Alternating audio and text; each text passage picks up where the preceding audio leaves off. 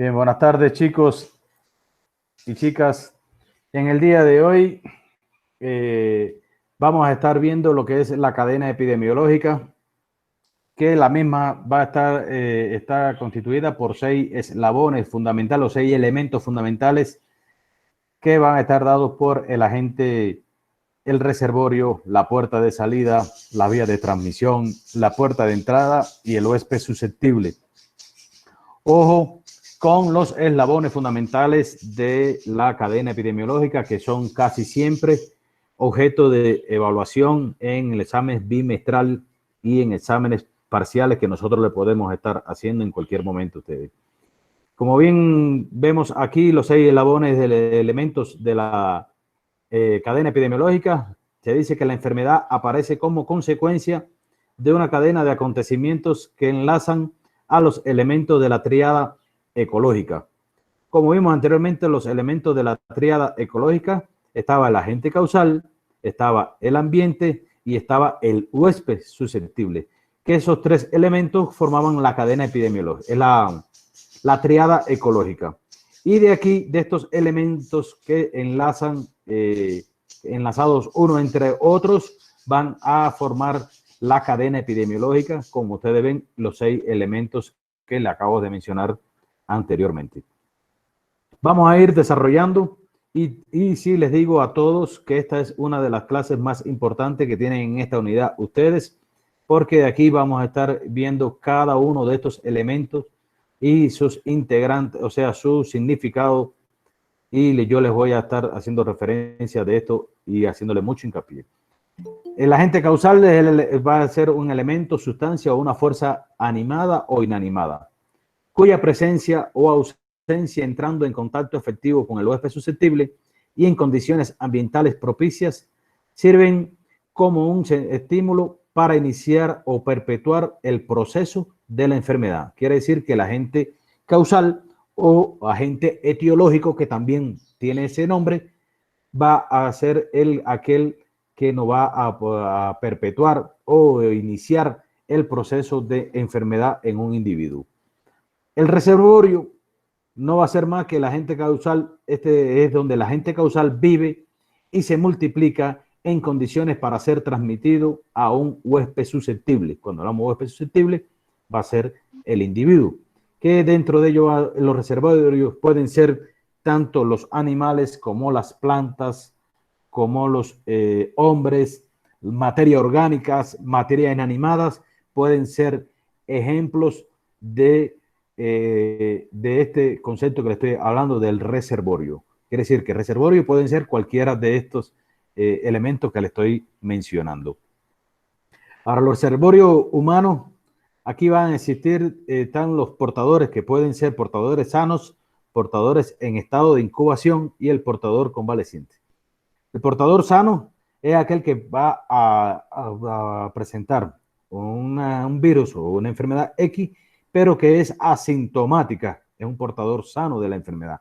Y está el portador en estado de incubación, que es cuando el individuo está incubando los primeros síntomas de la enfermedad. Y el portador convaleciente va a ser aquel que va a permanecer una vez después que termine de pasar la enfermedad, como vamos a ver toda la historia natural de la enfermedad al final de esta clase.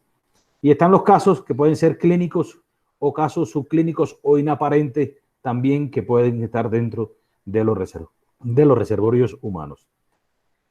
Ejemplos, ojo con esto, ejemplos de reservorios humanos están los animales, como dije anteriormente, ahí hablar de los animales domésticos, animales de crianza, salvajes.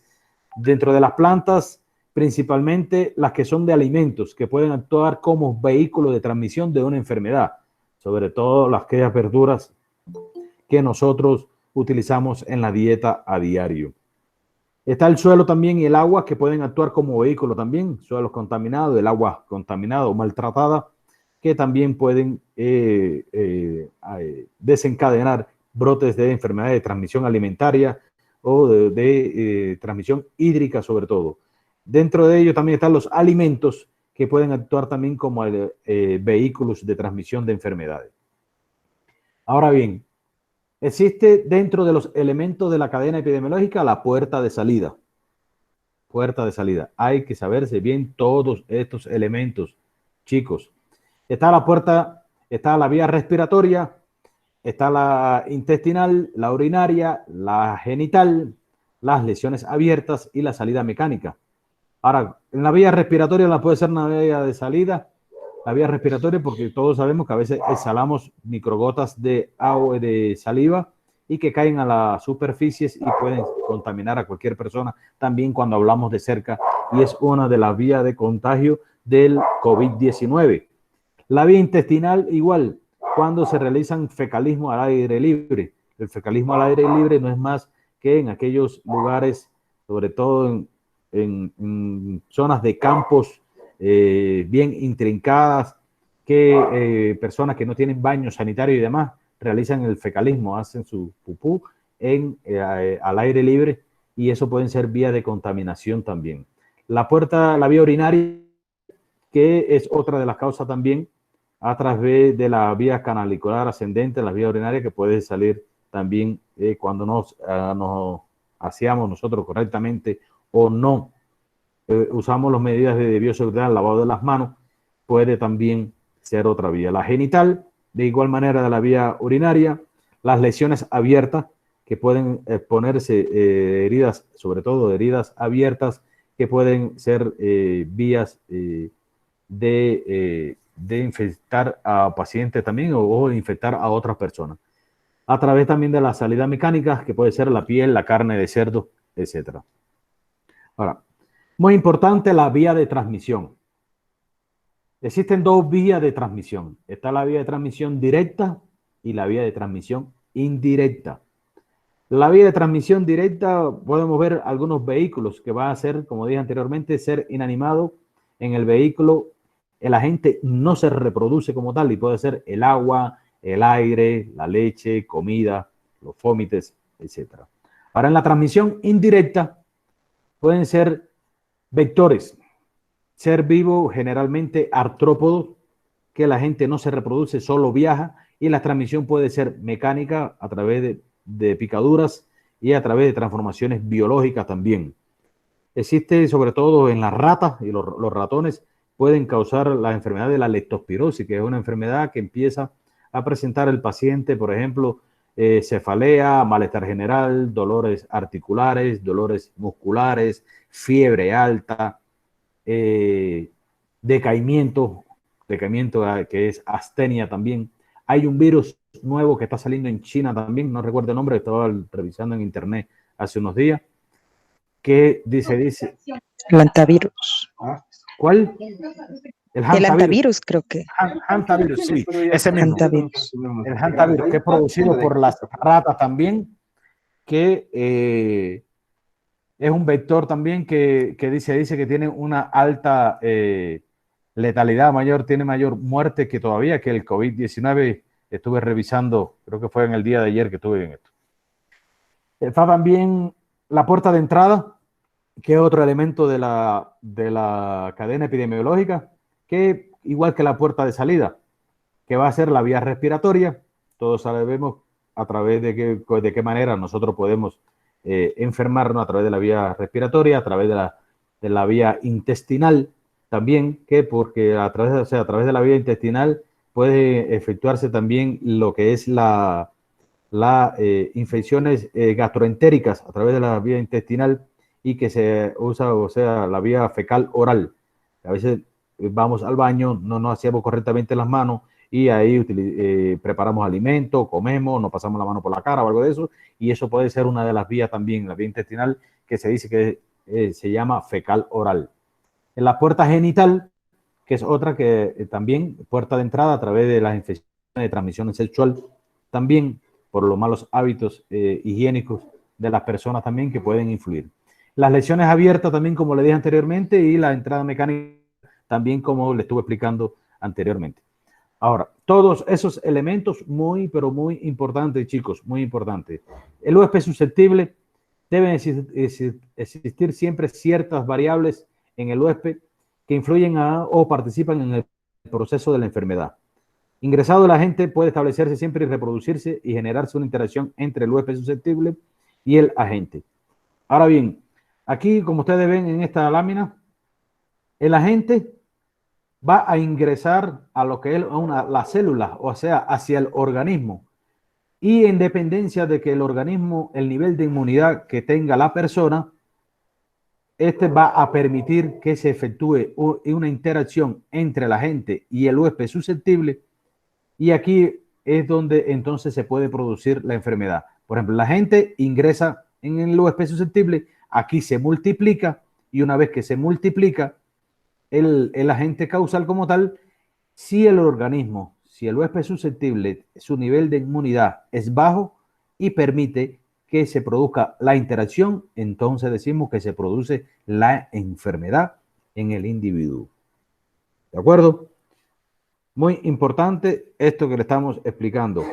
El agente causal o agente etiológico ingresa en el huésped susceptible, aquí se multiplica y en dependencia del nivel de inmunidad del individuo, este va a permitir que se produzca una interacción entre el agente y el huésped y entonces se aparezca la enfermedad. Ahora, existen variables del huésped que pueden influir en el origen y en la propagación de la enfermedad. Estas variables van a estar dadas por la edad del paciente, igual la edad es, en los niños y en los adultos, o sea, los mayores de 60 años, casi siempre son los más vulnerables a presentar enfermedades. Sobre todo en estas enfermedades de hoy, estamos viendo la pandemia. Como ustedes han visto, como siempre se ha hecho hincapié en cuidar a aquellas personas que tienen edades extremas, mayores de 60 años y a los niños, porque el nivel de propagación de la enfermedad puede ser mayor y es una variable que influye. El sexo, de igual manera, la raza, igual hay enfermedades que pueden ser de más difícil manejo de algunas enfermedades, sobre todo crónicas no transmisibles. Dígase, por ejemplo, las enfermedades de hipertensión arterial. Existe una hipertensión arterial maligna o de la raza negra, que es de más difícil manejo que en un paciente o un individuo de la raza blanca. También en la raza negra es más frecuente que se vean las enfermedades cerebrovasculares, sobre todo las hemorragias intraparenquimatosas, que son aquellas que pueden dejar secuelas al organismo también, dígase hemiplejías, paraplejías, y otras enfermedades que pueden dejar convaleciente al paciente. Otra variable también está el estado nutricional en aquellos pacientes que son caquéticos, que tienen un estado nutricional desfavorable, pues entonces son más susceptibles a la propagación de la enfermedad o a que influyen en el origen de la enfermedad como tal. La fatiga y el estrés, otro variable también importante en esto, origen y propagación de la enfermedad. Además, como le dije anteriormente en la lámina anterior, de la susceptibilidad y la resistencia y la inmunidad que tenga el huésped, va entonces a producirse la interacción entre el agente etiológico y el mismo para que se produzca la enfermedad como tal. Aquí, en esta lámina, vemos los 6 elementos de la cadena epidemiológica que son derivados de la tríada ecológica, que va a ser el agente, el ambiente y el huésped susceptible. Dentro del ambiente vamos a estar incluyendo lo que es la vía de transmisión, ¿verdad? Y la puerta de salida. Y dentro del agente vamos a estar viendo lo que es la fuente infectante, que va a ser el agente causal, y el reservorio como tal. ¿De acuerdo? Y en lo que es el huésped acá susceptible, propiamente el huésped susceptible y la puerta de entrada, que son los dos elementos que se corresponden al huésped susceptible. Ahora, muy importante, pero muy importantes, mis queridos estudiantes, estos que les voy a explicar acerca de la historia natural de la enfermedad. Muy importante. La historia natural de la enfermedad va a estar dada por 3 periodos. En ella va a existir el periodo prepatogénico, el periodo patogénico y el periodo postpatogénico. Ahora bien, en el periodo prepatogénico, es donde se va a ver los 6 elementos de la cadena epidemiológica. ¿Por qué? Porque aquí es donde vamos a ver donde el virus o el agente causal, dígase virus o dígase cualquier bacteria o cualquier otro elemento que pueda influir en la enfermedad de un individuo. Por ejemplo, aquí vamos a ver el mismo ejemplo que vimos en la diapositiva anterior, donde el virus penetra dentro de la célula, dentro del huésped susceptible, se multiplica, se produce la interacción y si el organismo o el huésped susceptible lo permite que se produzca esta interacción en dependencia del nivel de inmunidad, de la resistencia que tenga, etcétera, va a producirse la enfermedad. Y aquí esta primera parte del periodo prepatogénico es lo que se refleja todo lo que es la cadena epidemiológica, los determinantes sociales y los aspectos individuales de cada individuo. En esta primera parte, como bien le dije a ustedes, si se produce la interacción entre el huésped susceptible y el agente, entonces va a aparecer el inicio de la enfermedad. Cuando aparece el inicio de la enfermedad, ya estamos entonces hablando del periodo patogénico de la enfermedad, del periodo patogénico. Dígase periodo patogénico, vamos a estar incluyendo aquí el curso natural de la enfermedad, que este va a tener 2 periodos, un periodo preclínico y un periodo clínico como tal, ¿verdad? Que ahí es donde aparecen los inicios de sus primeros signos y síntomas clínicos de la enfermedad. ¿Entienden? Ahora, en este periodo preclínico es como viene siendo el periodo de incubación de la enfermedad como tal. Ya estamos en el periodo patogénico, ya estamos en el periodo franco de la enfermedad. Y es aquí donde, entonces, en el periodo patogénico, ya es donde nosotros comenzamos y le aplicamos el tratamiento. Ahí va ya lo que es el tratamiento médico de la enfermedad. Ahora, una vez que pasa este periodo patogénico, puede pasar al periodo postpatogénico. Cuando hablamos del periodo postpatogénico, nos estamos refiriendo a que puede existir a la curación, puede ir a lo que es a la rehabilitación de la enfermedad, que es cuando hablamos de la rehabilitación es porque pueden dejar algunas secuelas o algunas invalidaciones al paciente o puede llevarlo a la muerte, que sería el fin de la enfermedad como tal. Es donde decimos el periodo postpatogénico. Muerte o al exitus, que es un término nuevo que le estoy dando a ustedes. Exitus en medicina se llama, quiere decir, es sinónimo de muerte. No es lo mismo el éxito, que el éxito es algo que usted logra por un esfuerzo o algo de eso, pero el exitus es sinónimo de muerte en medicina también. ¿Oyeron? Y aquí entonces es donde vemos el periodo ya postpatogénico, el fin de la enfermedad. Aquí repetimos la misma diapositiva, pero ya ustedes ven los niveles de promoción de la salud, que va a ser lo que se va a encargar del primer periodo de atención a la enfermedad, que es donde está el periodo prepatogénico, y a la protección específica del individuo. En el segundo periodo, o periodo patogénico, ya es el inicio de los signos y síntomas, como le dije, y el tercero es lo que es la discapacidad o la invalidez que pueda tener algún paciente y que entonces nosotros realizamos la parte de rehabilitación. No solamente rehabilitamos a aquellos pacientes que no puedan caminar, etcétera.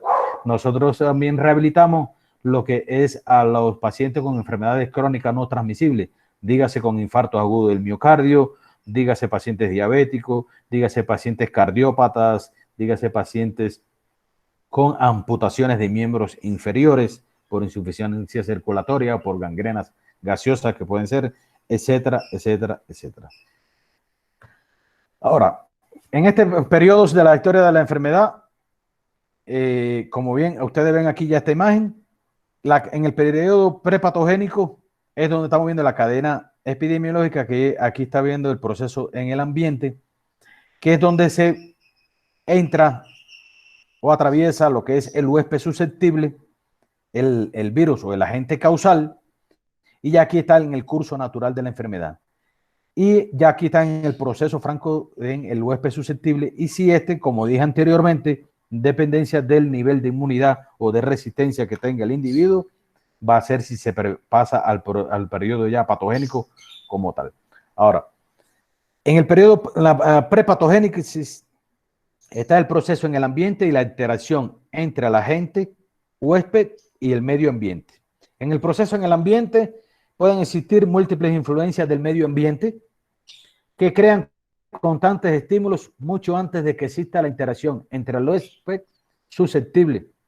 Y existen conceptos de multicausalidad y conceptos ecológicos que también pueden estar en relación al proceso en el ambiente en la prepatogénesis de la enfermedad. Ahora, cuando hablamos de la interacción entre el agente huésped y el medio ambiente, la interacción produce la pérdida del equilibrio, sería el fracaso de la adaptación como tal. Y esto entonces da inicio al proceso de la enfermedad como tal. Se produce el estímulo a la enfermedad y este da inicio como tal a que se desarrolle ya en el huésped susceptible como tal. Y estas van a ser las interacciones agente-huésped y medio ambiente. En el periodo ya de la patogénesis, o el curso natural de la enfermedad, este se inicia cuando sucede, como bien hemos dicho anteriormente, la interacción del estímulo de la enfermedad con el huésped susceptible. Aquí ustedes ven el agente causal. Aquí ya está, es una célula que está enferma y en esta pasa entonces a la curación, al estado crónico de las enfermedades. Como todos sabemos que hay enfermedades que se hacen crónicas, por ejemplo, las amigdalitis agudas maltratadas pueden llegar a un estado crónico, al igual que la faringoamigdalitis, la faringitis, laringitis, que empiezan laringitis y pueden ser laringitis crónica también, y pueden causar un defecto o daño o muerte al individuo. La evolución de la enfermedad en el hombre desde su inicio como resultado de la interacción del hombre con el estímulo como tal. Esto es un resumen de la primera parte que le estuvimos hablando. Ahora, ¿cuándo se inicia la enfermedad?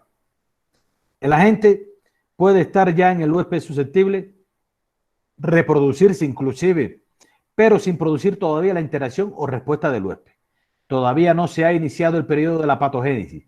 Se está en el eslabón final de la cadena epidemiológica, que es decir, todavía no está en el periodo patogénico. Si no se produce la interacción entre, o sea, si se produce la interacción o el estímulo ese, en dependencia de la respuesta del huésped, es que entonces vamos a pasar al eslabón final, que sería ya el periodo patogénico como tal. Ya que ya entonces aquí, en el periodo patogénico, es donde está la etapa preclínica, la etapa clínica, que aquí es donde ya están los síntomas y signos de la enfermedad, y entonces pasaría al periodo postpatogénico, que sería a la curación, al estado crónico de la enfermedad, al defecto o daño que pueda haber dejado, la secuela, más bien dicho, o a la muerte o el exitus que pueda tener el individuo o el paciente, el huésped, y que sea entonces el fin de la enfermedad.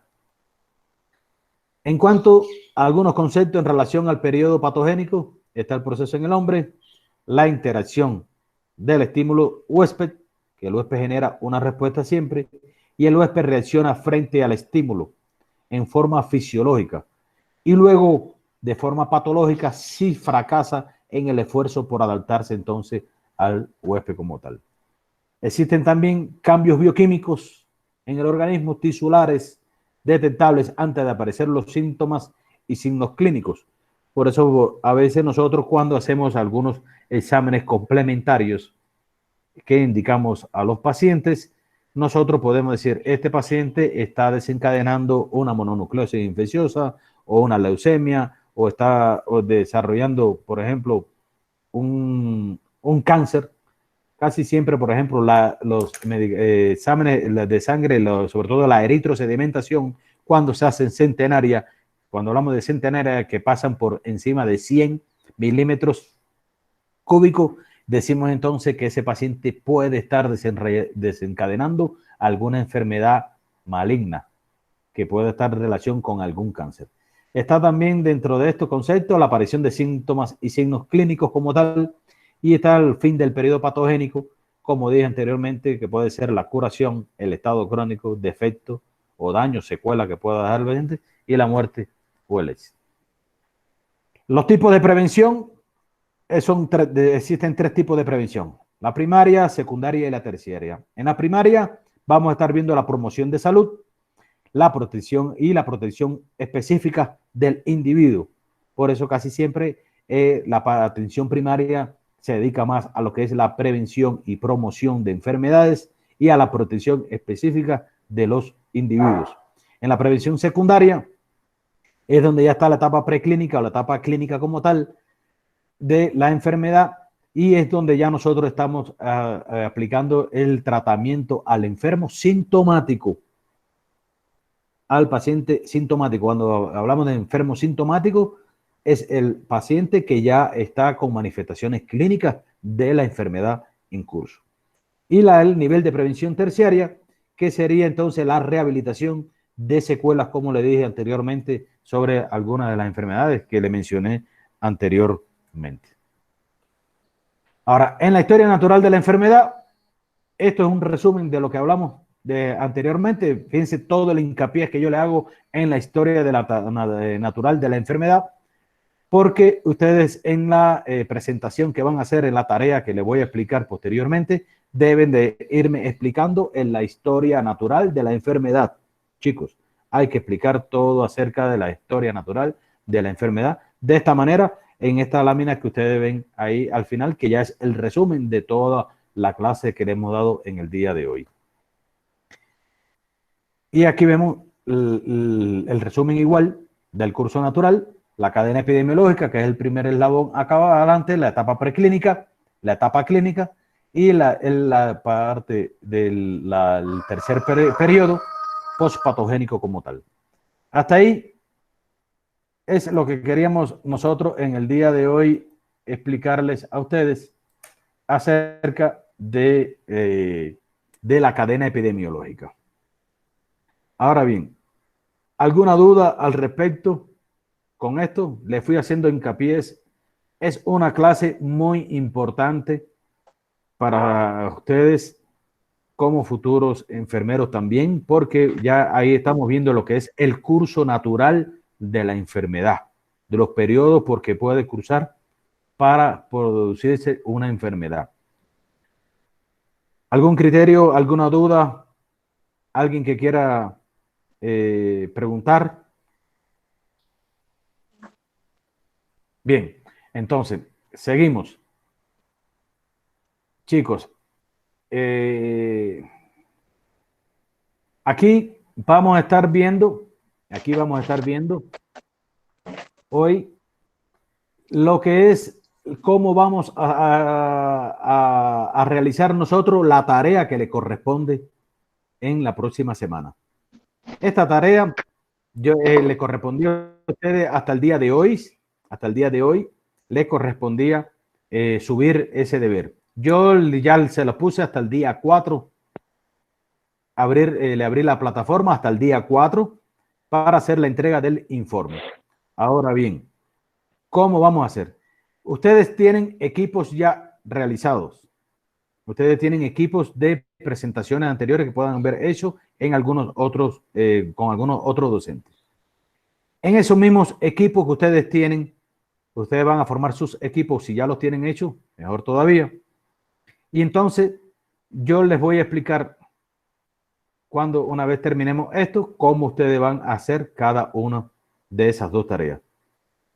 Entonces vamos a pasar a la segunda parte y ya entonces les voy a explicar con más detalle todo lo que es relacionado con la presentación grupal que van a hacer ustedes. Darles las gracias a todos por la atención y tengan buenas noches.